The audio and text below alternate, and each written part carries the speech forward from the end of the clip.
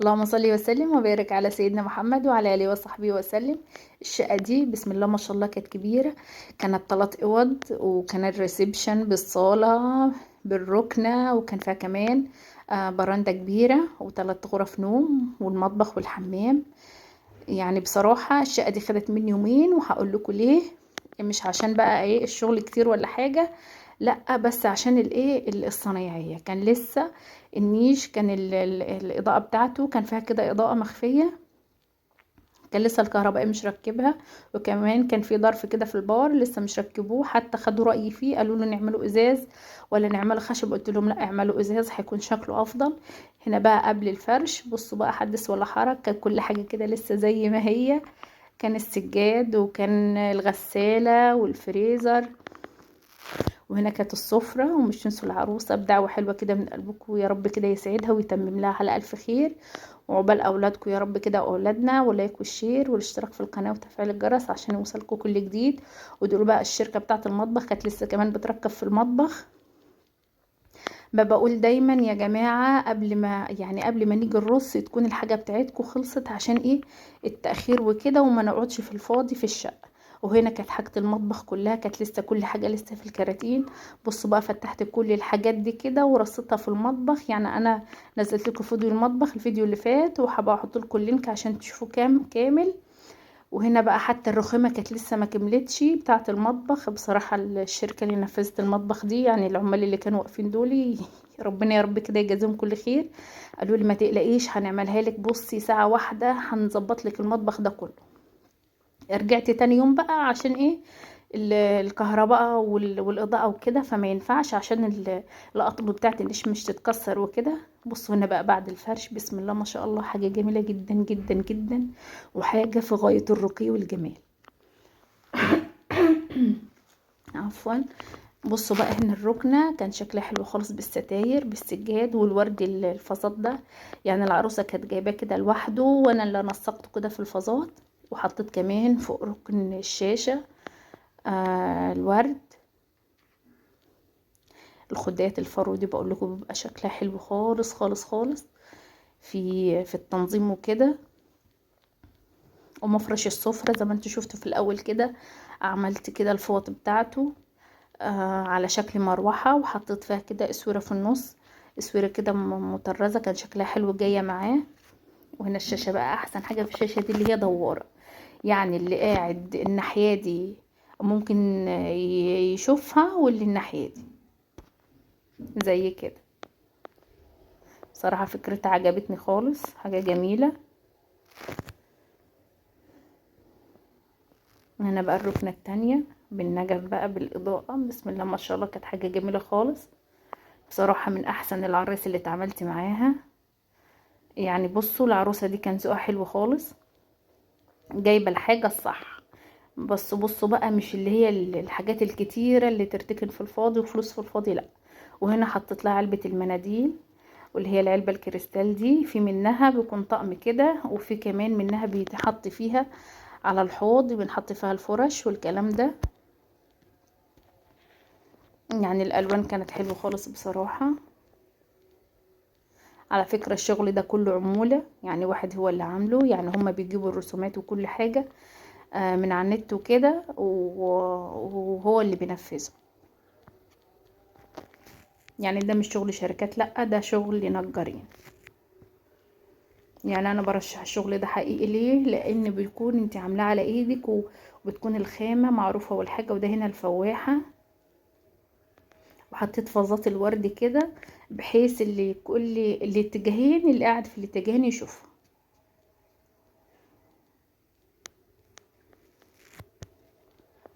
بصراحة مفرش السفرة ده كان شكله حلو خالص، ده كان قطيفة على فكرة. وده هنا الجزامة في دخلت كده الشقة، وهنا فازة الورد زي ما قلت لكم. الورد هي كانت جايبه كده لوحده، وانا نسقته كده في الفازات. هنا بقى الاحذية بتاعتها كلها.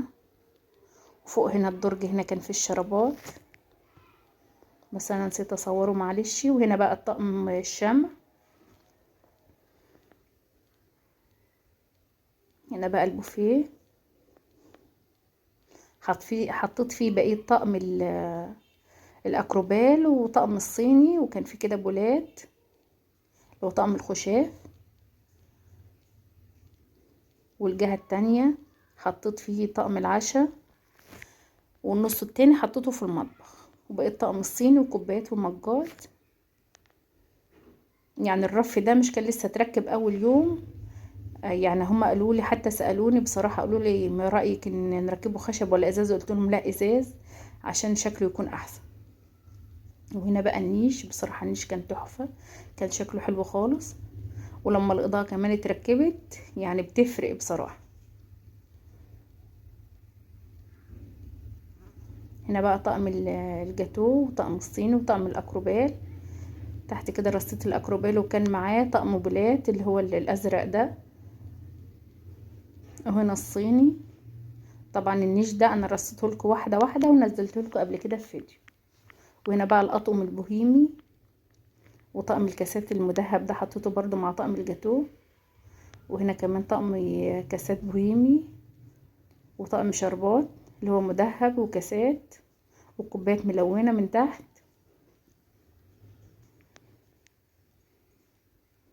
ولو انت لسه مكملة الفيديو دوسي لايك، وبعتي الفيديو لأصحابك وحبايبك على الواتس وعلى الخاص يشوفوا ايه اللي ناقصهم ويشوفوا الأسباق.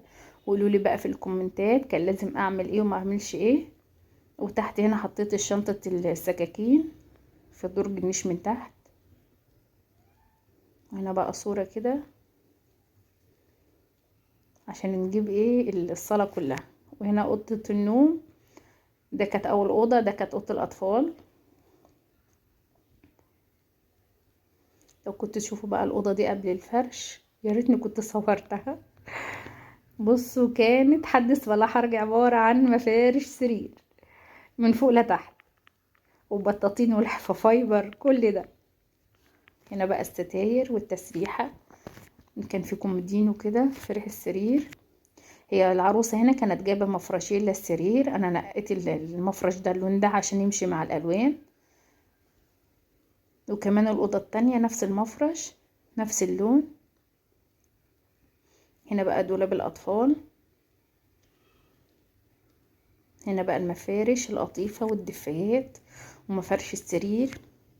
وكان في هنا الفوط، طبعا فوط الأطفال بيكون فيها زي الدباديب ولعب كده، حطيتها لها برضو عشان تبان. وحطيت هنا برضو الفوط كده، عملتها كده زي الرول. وهنا بصوا الطقم ده كان حلو خالص بالبلابل بتاعته دي، مش كان لازم له اي حاجه بصراحه تزيين. وهنا بقى بقيه الدفايات والكوفرتات، حطيت لها عليها بقى شريط ستان وورد اللي هو الاحمر ده، ثبته كده بالدبابيس. وتحت كده اللحفه الفايبر.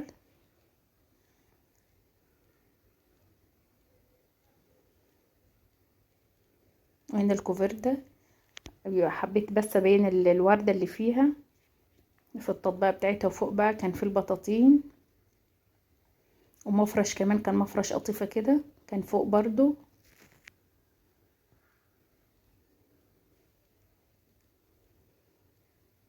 وهنا المفرش. بصوا حبيت اوريكم بقى التترز بتاعه الشغل بتاعه.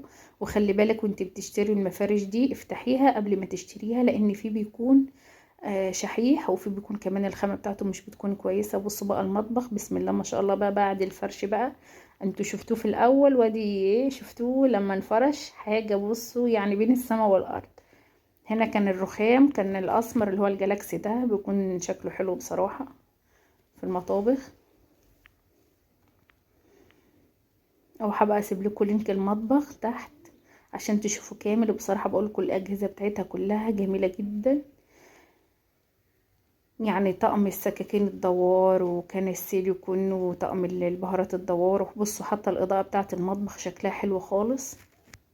وجايبة بقى الهاند بلندر والخلاط الكبير والعجان. وهنا كانت الغسالة كانت زانوسي. وهنا الجلية الهوائية، والصواني الاستانلس، وصواني الخشب. بصوا بقى صفاية الأطباق. وفي أماكن كمان تحطي فيها تحف ورد كده في المطبخ مع الإضاءة، كان حلو خالص. البوتاجاز كان يونيفرسال، والتلاجة كانت بيكو، لأن العرسة بتبقى تسألني الأجهزة أنواعها إيه. فانا بقيت ايه يعني ايه ابين لكم بقى الانواع، بقيت ايه يعني ادقق بقى في الحاجات دي. وهنا غرفة النوم التانية، غرفة النوم دي بقى حطيت لها فيها الفليزر. انتوا شفتوها في الاول العسكري ده كان مكان الفليزر، شلته حطيته هنا ندوا الكومودينو التاني. وخليت الشباب اللي كانوا بيعملوا المطبخ قلت لهم لو سمحتوا دخلوا لي الفليزر هنا في الاوضه دي، بصراحه يعني هم ساعدوني، مشكورين.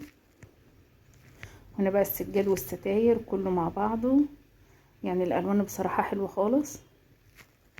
وهنا بقى بقيت الحاجات زي ترابيزه المكوى، هنا الفليزر كان بيكو برضو، يعني هو والغساله نوع واحد.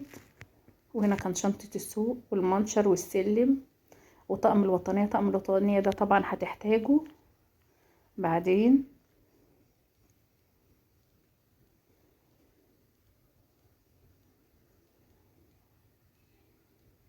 هنا بقى الإضاءة النجف كان جميل خالص. هنا أوضة النوم الرئيسية، ده تالت أوضة. هنا بقى الفوط والمفارش، صراحة كانت حاجة حلوة خالص. ويا رب كده الفيديو يكون عجبكم، مش تنسونا باللايك والشير والاشتراك في القناة وتفعيل الجرس عشان يوصلكم كل جديد. وتابعوني على صفحتي على الفيسبوك مطبخ فتحية فاروق، كان فيها بقى التكييف والشاشة التانية. هنا العروسة ما حطتش أدوات التجميل، هي بقى هم عندهم بقى بيحطها يوم الفرح. وهنا بقى السرير